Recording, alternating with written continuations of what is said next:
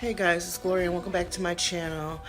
I have been feeling a little bit under the weather, so I have not been able to get a video out to you guys, but I'm downstairs and I'm getting ready to make a quick stir fry, and I wanted to show you how I whip up a really quick meal when I don't have a whole lot of time. So let's get to it. Okay, I have some Napa cabbage. This I got from the Asian grocery store, and this is wild garlic. I've never used it before, but I'm going to use it today. I have some broccoli that I'm going to cut up and boil to help it cook faster. I have some cremini mushrooms, and then I have some udon noodles because I don't really want rice. So really quick, it'll take less than about 15 minutes to get this together. So let's get to it. The broccoli I have cut, rinsed, and put in some water, and I'm going to wait for that to boil. I have a small Napa cabbage that I just sliced that way, and now I'm going to rinse it off in cold water. Okay, so I've rinsed off some of the wild garlic. I have chopped up half of an onion, or sliced up half of an onion. I've quartered all of the cremini mushrooms. I found some matchstick carrots, which I'm going to use. I'm going to put the udon in the water with the broccoli just so it can cook, because it only takes like 2 to 3 minutes. And then of course I'm going to season with my gochujang. Right, so I have some pure black sesame oil, which I'm going to also use as seasoning and to kind of stir fry. If I need to add more oil, I will add some olive oil, because sesame oil can be very strong. So we'll let that heat up. The sesame oil can burn really easily, so you have to be careful. Then I have my udon in the water that the broccoli was boiled in. Carrots, broccoli, onion, mushroom are all in there. I'm going to give them a couple minutes. I am not going to add salt to this because I do not want the water to come out in the mushroom, and it's going to add juice. I want them to really stir fry. So my main seasoning is going to be the gochujang.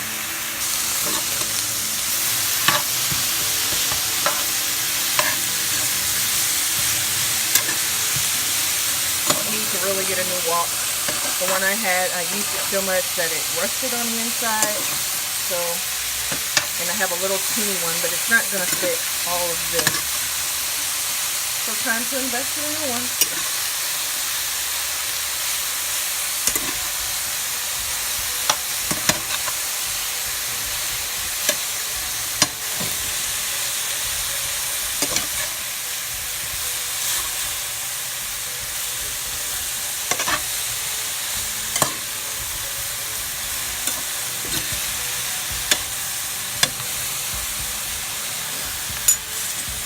Okay, while that is going for about 3 minutes, I did add just a little bit more olive oil.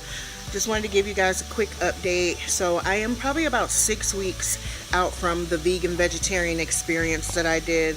I haven't been able to do an update again because I haven't really been feeling well. So I'm just going to give you a quick update. I tried to eat meat like 3 times after that, and it really upset my stomach. And both times it was beef, and I think one time it was turkey, and the other 2 times it was beef, and it just really did not sit well on my stomach. It made me feel really heavy, headachy. So I've really been sticking with either vegan, vegetarian, or pescatarian. Fish I can still seem to tolerate. So, but I really enjoyed the experience. I mean, I've always loved vegetables. I grew up eating vegetables. I was never one of those picky kids, and I can do so much with veggies that it really did not affect me. You know, most people think, oh, you're just eating salads. No, I was not eating salads. I am really not a salad person. I consider that rabbit food. No offense to those who really like salads, but I mean, a veggie salad with some pasta, that's more my speed than just like lettuce and, you know, tomato and stuff like that. But I really enjoyed it, and right now I'm in the process of still trying a lot of alternative meats. As you saw previously, I really enjoyed the Beyond Meat burgers. That really just blew my mind of how meat-like it was. I've also tried the Frankfurt by Oh, I can't think of the name. I'll put it down in the description box below. Those were okay. They weren't my favorite, but I really did enjoy the sausage of that same brand. Again, I'll put it down in the description box below. And so just veggies, pasta, rice, quinoa, sweet potatoes. I've really been enjoying my yams, which I always have, but especially the Japanese sweet potatoes because they're naturally sweet and I didn't have to add anything to it. And yeah, it kind of makes life a lot easier and a lot interesting. The only issue I seem to be running into a lot of times is, if I'm out trying to find foods that I can eat, at a restaurant, but I plan on going out and just really exploring the vegan scene here in Portland. And not only the vegan scene, but going to different restaurants and seeing what kind of vegan options that they have at regular restaurants. But in the meantime, yeah, so I really enjoyed it. And I think I'll keep doing it. During that period, I think I've lost about 8 pounds and kept it off. So, before I was kind of losing like water weight and would gain it back and, was bloating a lot.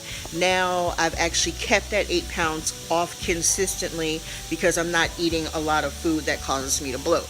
So, with that said, let's get back to this stir fry. Now I'm going to add in the napa cabbage.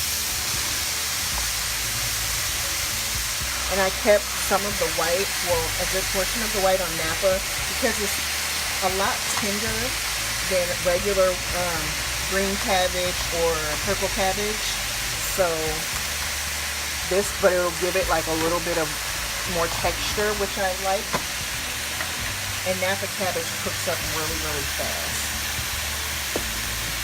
Cabbage has quite a bit of liquid in it, so that's another reason why I didn't add any salt to the first batch of veggies, because I didn't want the mushrooms. I wanted the mushrooms to brown some, and I knew that the cabbage would release its water once it starts to cook. On top are the wild garlic that doesn't really smell garlicky. Kind of smells more like earthy. So I'll see what that tastes like. I added about 2 tablespoons of the gochujang. Add it to your liking. If you don't like it, just add some seasoning, or soy sauce is also a good option because it gives you that umami flavor as well as salt, so you won't have to add any raw salt to it. So I am going to mix this up, and it's going to give it that red color as well as give it some heat and flavor. And of course salt, because gochujang has sodium in it, so I don't have to add anything. So I'm going to mix this up and be back. And now it's done. So I'm not going to add the udon noodles to this. Last time I did that, the noodles got mushy when I tried to heat it up again. So I stopped the cooking in the noodles by dipping them in cold water. And so I'm just going to add a portion of noodles to my plate. And, everybody can add noodles to their plate if they so desire. And that way they won't be mushy because the heat will continue to cook them. So let me plate. Alright guys, it's finally done. Well, not finally, because it didn't really take that long. Like 20 minutes, if that. I mixed my noodles up with it. If you don't like spicy, don't use the gochujang. Again, use some other kind of sauce, or like soy sauce or something. Hoisin is sweet. So yeah, I'm gonna sit and enjoy this and go and lay down and try to feel better. So until next time, you guys, cook, eat, and enjoy.